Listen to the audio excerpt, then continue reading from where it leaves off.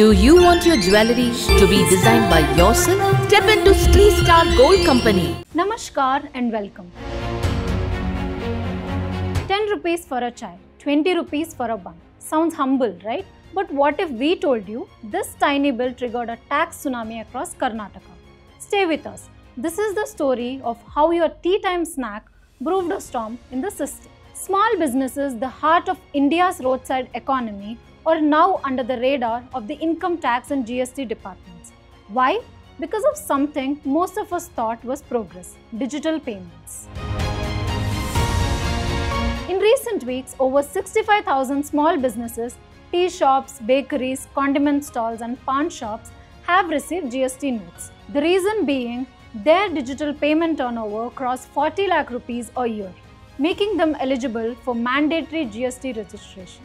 For many, this came as a shock. Some are panicking, some have returned to cash-only sales. Others are planning a statewide Bandh on July 25th. For them, this isn't just tax paperwork, it's a battle for survival. But here's where the story flips. Officials claim not every tea kadai is innocent. There are reports of illegal betting, unlicensed money flow, and even Hawala type activity passing through tiny stalls that don't match their footfall. A simple pawn shop showing 1 crore in UPI payments but selling only a few items a day. The department says it's not about tea, it's about trials, and digital trials don't lie.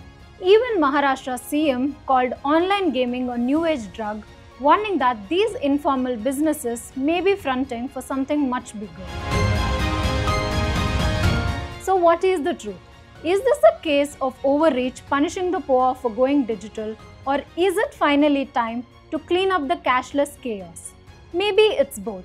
A nation moving forward must protect its smallest earners while closing doors on misuse.